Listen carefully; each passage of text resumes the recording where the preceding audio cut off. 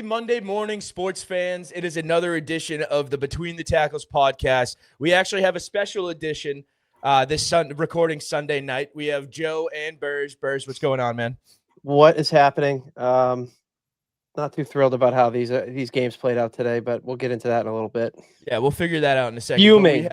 We have a very, very special guest, a momentous occasion here on the Between the Tackles podcast. Ben Hammer, how we doing, man? I think Pats will win the Super Bowl. Cue the duck boats. Boys are fucking rolling. Drake May, MVP of the league. I mean, they don't want. I'm telling you, we had a long 5 years. I know for a lot of people it doesn't seem like much, but for us it's a lot. And boys, we are so fucking back. It's not funny. The only thing I told Hammer is this is not a Pat-centric podcast. I throw it to Hammer. The first thing he does is go off about the Pats. I fucking love it, dude. I love it. I could not love it anymore. We'll recap the quick Thursday night game real quick. Lions startled the Cowboys. Cowboys playoff hopes are pretty much over. Lions put themselves squarely back in it. I thought the Lions finally clicked on offense. They finally got it going. Jamison Williams, and then Javonte. What's his name? Not Jahmyr Gibbs. Jahmyr Gibbs. Sorry, I always get him mixed up with Javonte Williams. But yeah, everybody was cooking on the Lions offense. I really don't have much to say about this game. It kind of puts the Cowboys kind of out of the playoff race and puts the Lions right back in it. I mean, we just got done talking about them in the last episode about how, Dak was in the MVP conversation and how they were a very dangerous team, and the Detroit Lions put our foots in our own mouths after that game.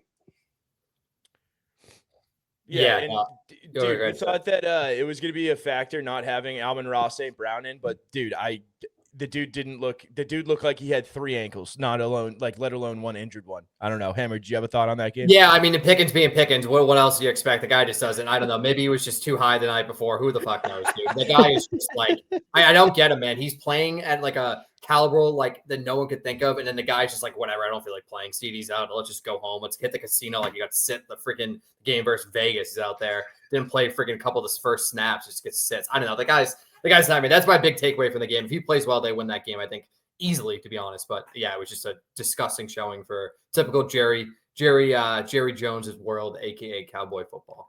Well, it just shows that defense, just the thrown together defense that they put together at the trade deadline, just isn't ready to travel yet. Like, they can play defense decent at home, but I think when you're traveling, I think playing defense on the road is a lot different. It does travel a lot better than offense, but still, when you're relying on your defense, when you don't have the crowd noise and you don't have all the factors and the home field advantage going for you, I think it's a little tougher. But let's get into today's games. Let's get into Sunday's games. Burge, let's go winners and losers. Who's your loser off the top here? Well, the Bills hater in me and the Bengals hopeful kind of guy that I was going into this week took a massive hit this week. The Bengals are my major league loser tonight. Basically ending their playoff hopes. I'm trying to control myself here because I was watching this game with an absolute tunnel vision. I had my kids climbing all over me, and this was my priority in this one. And for 3 quarters, if not 3.5 quarters of this game, the Bengals, I felt, were in control. Burrow looked like he did a few years ago. He didn't look hurt. He looked like he was healthy, and the offense was clicking. And I talked a little bit on the last episode that the Bengals defense had stepped up quite a bit over the last couple of weeks, and that completely went away in this game. Obviously, we know what Josh Allen is. He's an elite quarterback, as much as it kills me to say that. But the way that this game had gone up until Joe Burrow decided to look like my fat ass out there throwing a screen pass, this game, I felt like the Bengals had a 2-score lead at this point, and they just kind of wet themselves. And at the end of the day, they end up losing their playoff hopes. Now, for Buffalo, on the other side of that, they're rolling with momentum into probably their biggest game to date, playing the New England Patriots in Foxborough.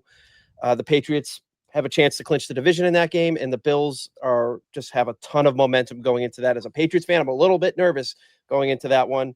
But for the Bengals, given how the rest of the AFC North played out today, are the absolute big loser. Yeah, and I also, dude, the Bengals, didn't that look like a preseason or an early season game for the Bengals on offense at the end there? Like, as soon as it got tight, as soon as you had to execute, it kind of went sideways. And that just shows all that time that Joe Burrow missed is important. And those stretch games, those in the middle games are important. And you just can't airlift a quarterback into an offense and just expect everything to be perfect. Even though he did play great last week, he played great for 57 and a half minutes of this game. But that's not enough to win a game in the NFL. And unfortunately, I don't think the Bengals are going to do enough to win in the grand scheme of things with Joe Burrow. And just real quick before we get to Hammer, this game and the final score of this game epitomizes the entire Cincinnati Bengals season to date.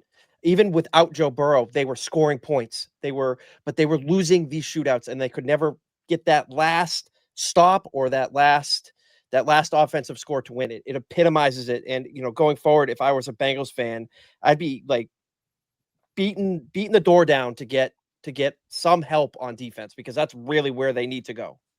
Yeah, I mean, just to touch on that quickly too, you guys kind of nailed everything on the head. But I just think too, it's just their defense, man. I mean, I'm sorry. I know there's some elite quarterbacks in this league, but when your defense is that freaking bad, I don't care if you're Tom Brady compared to, I mean, dude, you're asking to go in the NFL and your defense giving up 30+ points a game. I don't care how good you are. I would like to see Burrow just literally eating those guys alive. I know he's a quiet guy. Everything's humble, but get in the freaking face of them and wake them up, because he just came back from that little turf toe injury, whatever, fucking loser. But it's just at the end of the day, it's just come on, man. You need to show some more emotion on the sideline, get them going. There's only so much these coaches can do. Granted, I'm not putting it all on Burrow, but that defense, I think the only quarterback that can do it, you can kind of prove it. I know you don't like this, Burg, but is Allen. I mean, dude, their defense is terrible too, and he just does things that are just inhumane, dude. The guy is fourth and goal at the end of that game. Defense needs to stop. What do? Yeah. They sent 3 guys to cover 1 player, leaving a tight end wide open. You watch that play. 3 defenders went. I think it was Dawson Knox or Dalton Kincaid, and the other tight end wide open in the end zone. Yeah, nobody. What the hell are you doing? Yeah, some nobody from fucking Buffalo High just flew up for the freaking game, dude, catches a touchdown. Never heard of that guy in my life, dude. What is that? It's crazy. But the one big difference between Allen and Burrow is Burrow went into Mile High and beat Mahomes and went to the Super Bowl. You cannot say the same thing about Josh Allen. Burge, you want to get to your winner, bud? Staying in the AFC North, I'm sticking with that matchup. There was a big AFC North matchup between the Ravens and the Pittsburgh Steelers in Baltimore, and we were crap dumping all over the Steelers last week and after their performance against Buffalo. And what do? They come out and they look competent. And they shut down the Ravens, Lamar Jackson, Derrick Henry in this game, and they win. And they firmly, given the fact that they played the Ravens and the Bengals losing, firmly in control of the AFC North, and they're basically controlling their own destiny to get to the playoffs. Now, the Pittsburgh, they're winner for that. I still don't think they're a team that is going to make any kind of noise. I think they're one and done in the playoffs, no matter where they go in there. Aaron Rodgers isn't the same player. The other side of this, Baltimore very easily could have been my loser this week too. I took the Bengals because of my hatred of Buffalo, but the Ravens, Lamar Jackson doesn't look right. No, he does not look like the same player right now. Definitely fighting some sort of injury. I mean, heck, they just gave a nice extension to Mark Andrews. The guy, no show. 1 reception for 9 yards in this game. And I think we can all agree that the Steelers defense is not anything special by any means. And yeah, the Ravens. When you're running the ball 25 times with Derrick Henry and averaging under 4 yards, under 4 yards a carry, that's just not going to get it done. I don't know. There's Ravens that you're right. It doesn't look right. Lamar Jackson's 19 of 35, 1 touchdown, 1 pick, 2 sacks, and the sack to end the game. You can't get rid of the ball. It doesn't look. I think the best part about Lamar Jackson was his creating ability, right? He gets out of the pocket and he could either he was unbelievable throwing the ball downfield outside the pocket, and he's a dynamic runner. And just a good microcosm of what's going on is he breaks the pocket at the end of the game and he can't get away from whatever defensive lineman is chasing him to get the ball out. So I don't know. Barrett, you hit the nail on the head there. We say that too much on this podcast, but you really did. I know.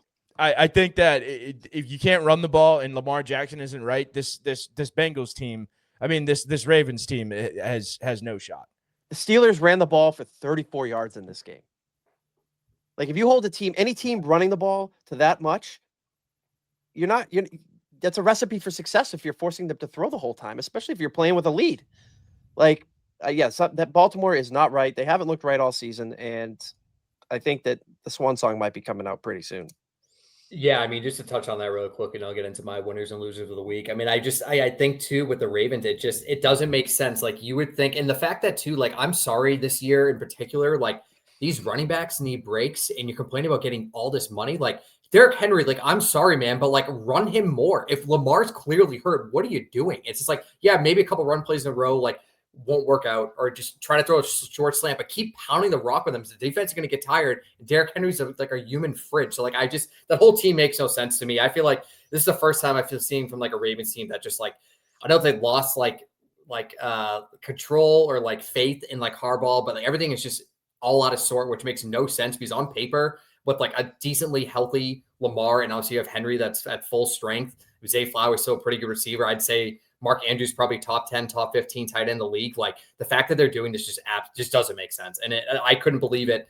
What happened today, especially how the Steelers, those defense has been absolutely awful, probably just as bad, if not worse than the Bengals. So it just makes no sense to me at all, to be honest, that team. Dude, it's pretty crazy too, because the AFC North, no matter what happens, there could be there's a possibility whoever wins the AFC North that there's 4 new head coaches in the AFC North come next year. Tomlin's seat's never been hotter. Harbaugh's seat's never been hotter. Like Zach Taylor, I think they should can his ass before the season's even over. And Stefanski, even though he's won Coach of the Year twice, I mean, does that team suck eggs more than like they lost to the Titans today? Like, did you see the execution on their 2-point conversion to try to win that game? Like, is there more of a microcosm to coaching than execution in the clutch? I don't know. The AFC North is an absolute dumpster fire, dude. The leader of the AFC North right now is the Steelers with a 7-6 record, and the Ravens are second in that division, 10th in the conference at 6-7. They dropped 6 spots today from the division lead in 4th place all the way to 10th place, 3 spots out of a playoff spot right now. I haven't looked at the schedules, but I think there's a chance we could see a team under 500 get into the Ravens division. I think the Ravens have it pretty easy though if they can somewhat figure it out. Like the Steelers schedule is hard because out of nowhere, which I'm going to talk about in a second, my winter Dolphins. Like Dolphins come there next week, and I can easily see the Dolphins like winning that game because like the way they're playing right now. We'll get into that, but the Bengals still have a 1% chance to make the playoffs, and the only way they do that is winning the division at 8-9. So like the Bengals, the Ravens, and the Steelers could all win the division at 8-9. I don't know who would win in the 3-way playoff, but it's out there. It's out there. There's only 4 teams eliminated from the AFC side of things. But Hammer, who do you have as your loser today? Yeah, I got the Bucks, man. I mean, they're lost 4 or 5. I mean, it is so unacceptable to lose to that Saints team. I mean, dude, what are we talking about here? I mean, I know that Baker had an injury. I think it was 2 weeks ago. It was on his non-throwing shoulder. And it's just they look all out of sorts. I mean, they have Bucky Irving back. I know they're missing Evans. I'm going to get into talking about in a second. But, I mean, now they're in trouble with the freaking Carolina Panthers, my new hometown, of taking that division. And no one in their right mind would have ever said to start the year with Bryce Young as their damn quarterback was like a toddler out there with his backpack and ready to go to 6th grade that could be literally leading that division in the NFC South. It is absolutely like mind-boggling to me. I don't know what's going on with that team. That team is collapsing before our eyes. But I will say this. It just goes to show, I don't know if you guys saw, we're watching in that game. I have Ibuka in fantasy. Dude, he dropped a wide open touchdown that Baker threw an absolute dot to tie that game. I mean, dude, come on. And just going off that, it goes to show how much they miss Mike Evans. That guy is one of the most underrated, I wouldn't say underrated, but like at least talk about guy. The guy's had like 11 or 12, like 1,000-yard seasons. The guy is an animal. So they can't wait enough like sooner for him to come back. Like that team, I think that team really needs him back because Baker needs a guy you can rely on. I mean, Godwin's good with the slants, but I mean, he's just not what like he was, I think, a couple years ago when he was just absolutely going off. So that team is an absolute dumpster fire. And don't be surprised. You heard it here first on Tackles Pod. Carolina wins that division. Yeah, I mean, we talked a lot about Carolina last week, and they have another matchup with the Buccaneers coming up, and I think it's not next week. I think it's the week after where that's going to be the game for the division right there. I think, and Carolina's sitting at home on their bye week. They're very happy with how that result went down today, and the injuries have already obviously kind of piled up for the Buccaneers throughout the season. But yeah, they're falling right off the cliff there. Yeah, and this is classic like player playing in an MVP level, as soon as he's not playing in an MVP level, it kind of all falls apart. Like Baker was playing in an MVP level for the first 6, 7, 8 weeks of the season, and he was in the MVP category. The Bucs were the talk of the town. They were in our top 5, in our top 3. Everybody was talking about Todd Bowles and Baker Mayfield and losing their offensive coordinator and overcoming everything, whatever the hell that they overcame, all their injury, the Chris Godwin and all the injuries and all that stuff, and they all came crashing down when Baker Mayfield isn't playing at an MVP level. So yeah, I'm just going to stay in the South Division, but I'm going to jump over to the AFC. I have the Colts as my loser today. I don't know if you guys saw it before we started recording, but it has been confirmed that Daniel Jones has torn his Achilles and he is out for this season and possibly next. And it's funny. Well, it's not funny. Nothing funny about that. Sorry, Daniel Jones. But it's interesting that his left fibia or tibia is broken and he tore his right Achilles. So I don't know if he's like compensating for like being hurt on his left leg and he's overcompensating with his right, overstressed it or whatnot. But yeah, I got the Colts as my loser. Not only did they lose their diamond in the rough quarterback, they're now 2 games out of their they're now 1 game out of they're now a full game out of the division without a tiebreaker. So technically 2 games out because they have to win they'd have to win the division by 1 game. So 2 games out of the division. They drop to the last wild card spot. If the Texans win, I'm pretty sure the Texans take the last wild card spot because the Texans beat the Colts last week. Am I right? So yes, I think the Texans, if they somehow beat the Chiefs, will jump into that last playoff spot. So I think I have the Colts as my loser, and it could get even worse. And we didn't want to talk about this game too much, but I almost had the Jags as my winner, dude. Hotter than a pistol. Hotter than a gosh darn pistol are the Jacksonville Jaguars, dude. They got Trevor Lawrence is being smart with the ball. They're running the ball. They're playing good defense. They're turning the ball over. I don't know. I got the Colts as a huge loser, but I think that's the Jags division to lose now. I would agree with that unless they obviously hit a hiccup, because I think the Houston Texans are one of the most dangerous teams in the NFL right now because of that defense. We talked about that last week. The Jaguars were my lock, so I guess I could say I saw this coming. I saw the Jaguars winning this game. I did not see Daniel Jones suffering kind of a real terrible injury there. And can we just talk about for a second, what a bad break that is for him. He's playing off this prove it contract, playing at a elite level, and he suffers 2 pretty tough injuries to his legs, with the last one today possibly keeping him out upwards to the beginning of next season. Dude, I feel terrible for him. Dude, I don't want to be dramatic, but this could literally end his career. Dude, he's a free agent. And he's gonna have to take the rest of this year off and possibly most of next year. Maybe he gets signed to a practice squad as an emergency third guy, halfway through or 3/4 of the way through next season. But this could, for all intents and purposes, really be detrimental for his the rest of his career. He's going back to New York. Do it right. I hope the Colts do him right. I think he's going to go back to the Colts, man. He's going to the Jets. They take everyone and their mother. He's going back there. Sign him. Get him. Let's get this stuff. He already has a locker, dude. You don't even have to fucking clean it out, dude. Just move it over to the other side of the. Yeah, dude. You know where he's going. They're going to pay him. Woody Johnson, whatever. You guys are morons. So yeah, they'll take him over in a second. I'm going to touch on my winner real quick though too, because I think we missed that real quick. I had the Dolphins in that. I'll make this brief. Won 4 in a row. Had a pretty dominant win over Buffalo. I know Burg's favorite team over there. I think just going off that too, I saw the highlights. Obviously can't stand to watch that games. I don't think McDaniel's is that great of a coach, but you got to give him hats off. I think Tua is finally realizing he doesn't have to try to do it all. The guy's a walking concussion as it is. So one more big hit, the guy's donezo.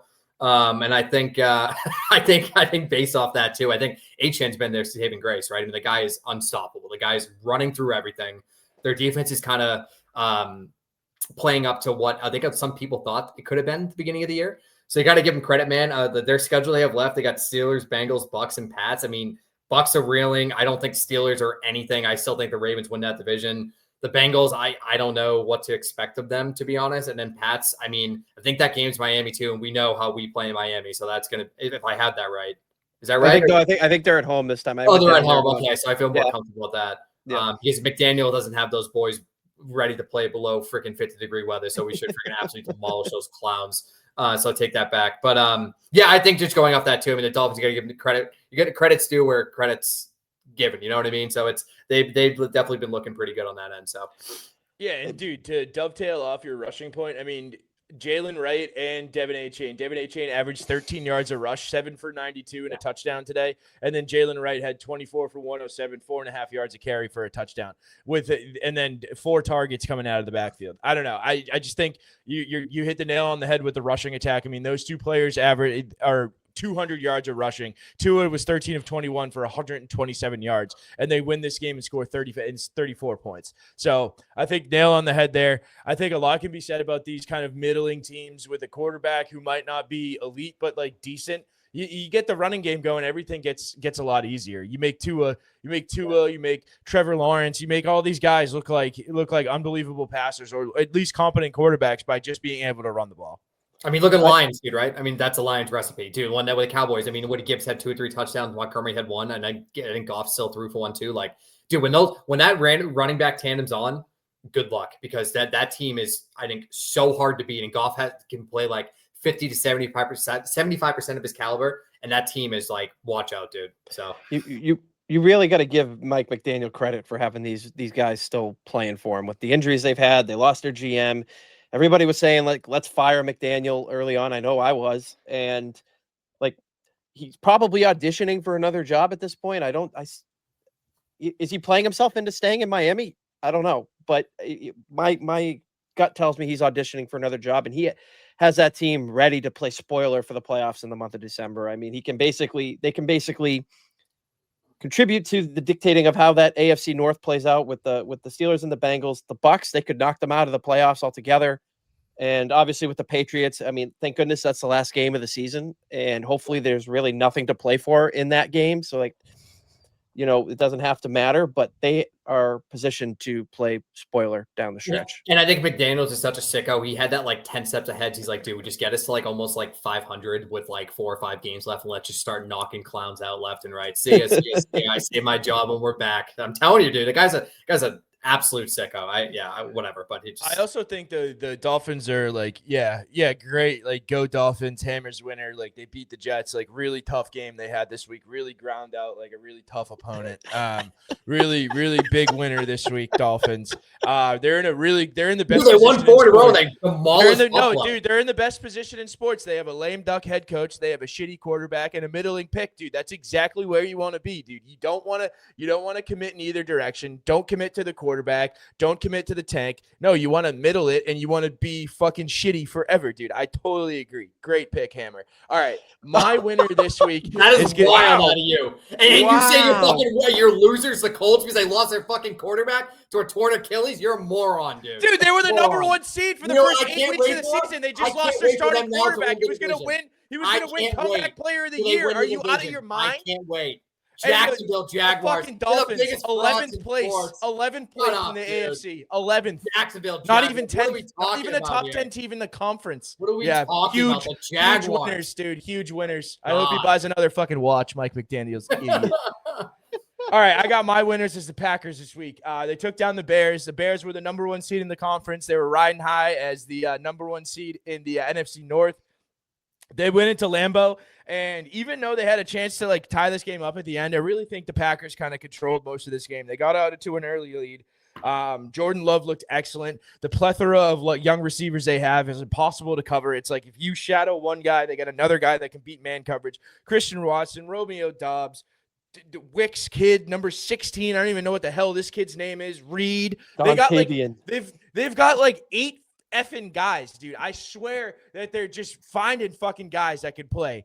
I don't know. I just love this. I say that this Packers team, I make the analogy every week. It's a sports car. It's a nasty, nasty sports car that your uncle is just tinkering with, and he just can't get it right. This week it's the starter. This week it's the fucking rotor. This week it's the friggin' tire iron. This week it's the valve.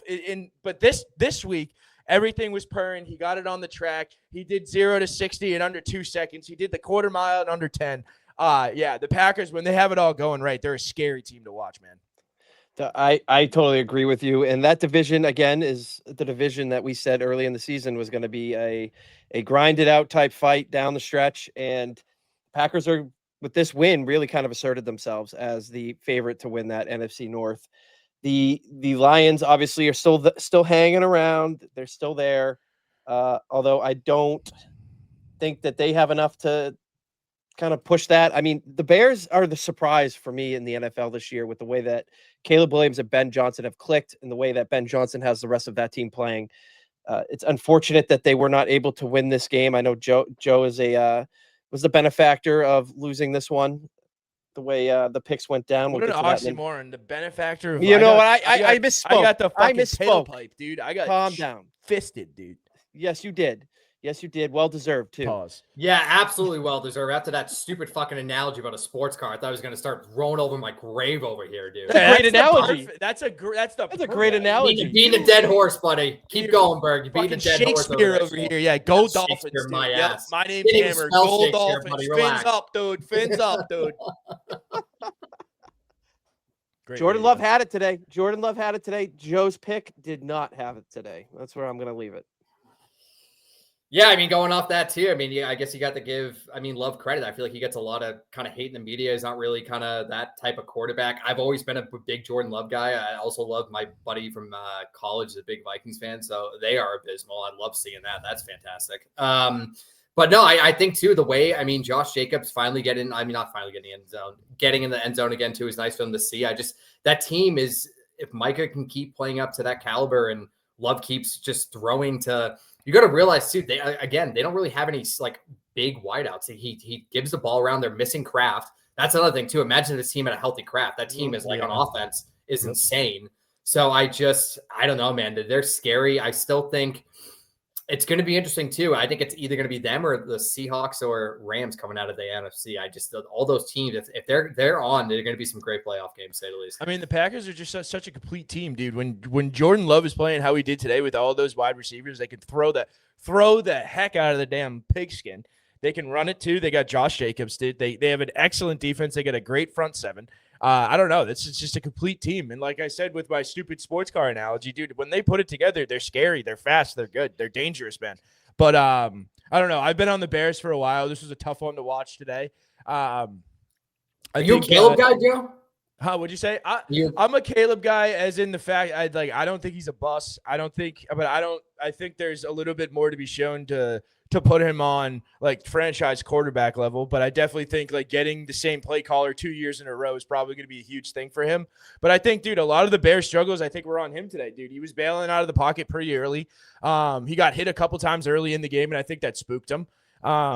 He's good on the run, but I think the best Caleb plays is when he's on time in the pocket and uses those extending plays for just like he takes what's there and then uses those get out of the pocket and extending plays to kind of put the cherry on top. But yeah, I don't know. They couldn't really get the running game going with Swift and Kamungai. The Packers defense was swarming. The front seven was swarming.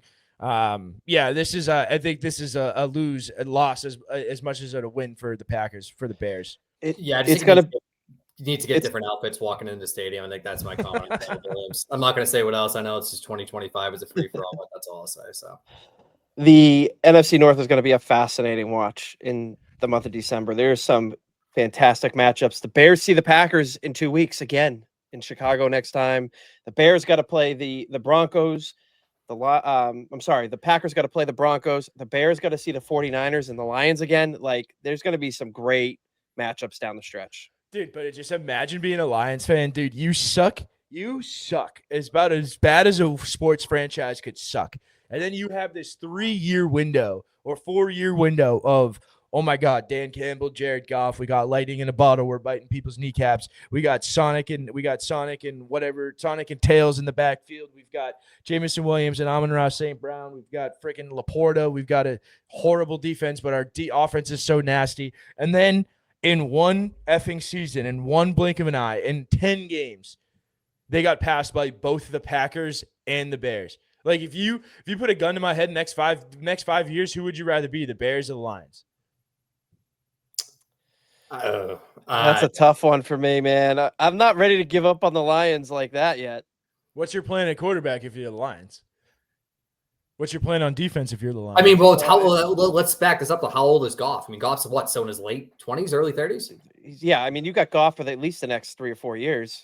Yeah, dude, he's not like he's freaking 38 like Stafford. Come on, sure. What are we doing here? That guy still has plenty in the tank. He's gonna be 32. He's gonna be 32 when next year kicks off. But I guess my point there is like I don't think the Lions is currently constituted. I don't think they're like I think you need a better quarterback than Jared Goff to win a Super Bowl with that team. Well, I mean, also too, you got to with the defense. Yeah, but also you got to realize too is that like, dude, Campbell's a moron because he's starting to do the calls, and now you could tell too, like that's it. They need to go out and get a true offensive coordinator. If I'm the Ford family, write some donations, buddy. You need a freaking offensive coordinator. Go out and get someone because Ben Johnson was the reason why. So I guess I get what you're saying with that shirt. Like if they don't get an offensive coordinator, they are going to be. It's going to be scary for them because the way that the Bears and the Packers, I think, will be there now. Well, dude, look how they won on Thursday night. They won 44-30. You know what I mean? If they're not scoring 40 points, you know what I mean? You're still giving up 30 to win by 2 scores. You got to score 40 points. Like I don't know. This as currently constituted, I would rather be the Bears. You got a young head coach and quarterback that I just think the ceiling of the Bears right now is higher than the ceiling of the Lions, because I think we've already seen the ceiling of the Lions, which is winning a playoff game and getting absolutely busted in the second game. Like looking at the way that the rest of the season is going to play out, like the Packers probably are going to win that division based on the tiebreakers alone right now, But all 3 of those teams they either see each other or are playing like top teams. They don't have an easy schedule to finish out the season. Like the Lions got to play the Rams next week. So like there's just a lot. There's just going to be a lot of movement. It's going to be a fascinating watch. And I think though too, like the reason why I would take the Lions more so than the Bears. Obviously, they'll probably make the playoffs this year. I'm just saying, like when the game comes down the line, like the Lions were so damn close to going to the Super Bowl a couple of years ago. They're usually always in the playoffs, and if God forbid you get a game at Ford Field, good luck to you. And because that place is going to be loud. I know Green Bay's the same way, and I guess with Chicago, I think Chicago's a bunch of fake fans, anyways. I don't know. I'm not sold on them like you are. I like Ben Johnson, I do, but I don't know. There's something about that team. It's just they always find a way. Like what is it, 5, 6, 7 years ago? Double doink, don't move on to the playoffs. Like I don't know. There's just something about the Bears as an organization. I mean, obviously they beat us in the Super Bowl back in '85 or whatever, but I mean, still, it's just like I think it's really going to be between those Packers and Lions in that division for years to come. I just don't see the Bears there yet, but I could be wrong. Who knows? I mean, their defense is kind of clicking. Ben Johnson definitely is their guy. The guy likes to take his shirt off. Reminds me of his Poles looks like he knows what he's doing too. Whatever. Joe got roasted for making a comment about him last week about him not being fit. He's in better shape than all 3 of us combined, Joe. So let's. Who did I get? What platform did I get roasted on? I think it was TikTok. Who the hell is this guy? Zoomers, who's this guy? This fucking 6-year-old kid's telling me that I can't call somebody fat. Get the hell out of here, dude. You do. Well, the dude is actually like in pretty damn good shape. I'll kick the shit out. No, I'm just kidding. No, you wouldn't. Yeah, you better check that thing right there. Yo, I got a bone to pick with the NFL though. I wanted one more fucking talking point for Joe here. I want a full-blown investigation into anybody who has anything to do with an outcome of a football game. I want from 8U Pop Warner all the way up to the fucking Broncos and Raiders game. I want everyone involved vetted. Everyone, dude. The Raiders are in hurry up, down 10 to kick a field goal to cover the spread. They're in the hurry up, down 10 to kick a field goal to cover the spread. What are we, dude? They had the kid from Buffalo running out of bounds, dude. You've got major investigations into all 4, 3 out of the 4. I don't know about hockey, but 3 out of the 4 major sports in the United States. It is a fucking cesspool. As somebody who gambles all the time, somebody who's been gambling since my fucking teen years, I totally understand the risks. I totally understand the obligation you have as a gambler to uphold the integrity of the game. But I just think that there are way too many variables right now. And then when you could do this shit like this, like go hurry up, when you're eliminated from the playoffs, down 10 versus the divisional opponent, and you're going hurry up to kick a field goal to cover the spread. Like it's out in the open now. We're just watching it on TV. Was there any chance that field goal went through before like time expired, or was it like with like 1 second left? I didn't watch the game. It doesn't No, matter. it was as long it as was- the snap is before the 1 second. Yeah. No, goes no, off the I'm clock, doesn't matter. no. What I'm asking is was there a chance that they were going to have to kick the ball off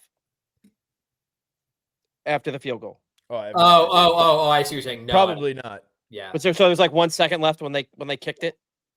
I think like Did that. did you watch the game though? They're I on their didn't- own I didn't 40 watch yard. it. They're on their own 40-yard line, spiking the ball and going no huddle.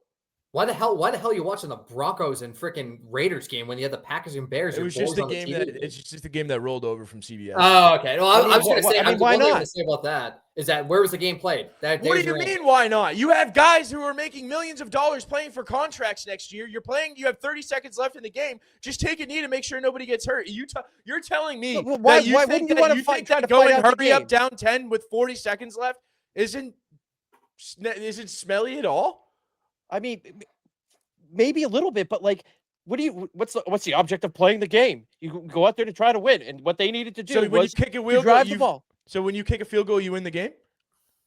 No, You've already lost the game. All right, hold on. If they're driving you just made a comment about them at the 40-yard line, spiking the ball, going hurry up with 40 seconds left, trying to go. Their right? own 40-yard line. I understand their own 40-yard line. Okay, why wouldn't they try to score? Now, I get the point about the last second field goal in this. Like the last second field goal made no sense unless there was an opportunity for for the Raiders to have to kick off in some capacity, and maybe something weird happens on a kickoff.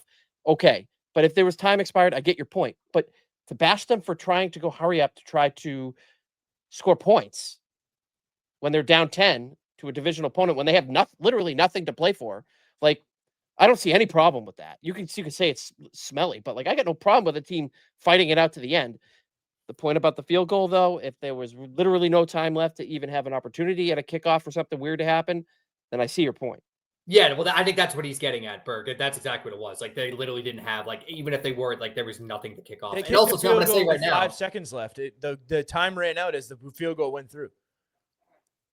and the game was in Vegas, so let's just end this conversation because, of course, it's in fucking Vegas. So I don't know why we're even a discussion because anything that happens in Vegas, you boys know, stays in Vegas. They don't care. They want to. They want to get rich. Blah blah blah. It's a Whistle to whistle, whistle to whistle. I got no problem with a team fighting when they're down by nothing. There, I got no problem with that. Relax, Fido. The dude's got the dog in him over there. All right. Anyways, Hammer, it was great having you on, man. I'm glad we got to sneak you in here one of these weeks before the season ended. Yeah, man, it was a blast as always. Fiery sure, and Burg obviously was good to formally meet you online. It was a good time for sure. Don't talk about Sure and his little gambling loss about the Broncos again. He might try to fight you and fly to New Hampshire tomorrow. So I didn't even bet on the Broncos game. It was just stinky, dude. I got Yeah, screwed no, on the I Bears hear you. game. I get it. No, dude, this is great though, man. Yeah, whenever you guys need me, let me know. Hopefully, tell Manish what's up. Miss that absolute legend, and yeah, it's been fun. It's a good time. Hell yeah, bro. Well, Bears, you got anything else before we get out of here? Just how much I hate Joe Burrow and the Bengals today. That's all. All right, we'll catch you on Thursday, everyone. Goodbye.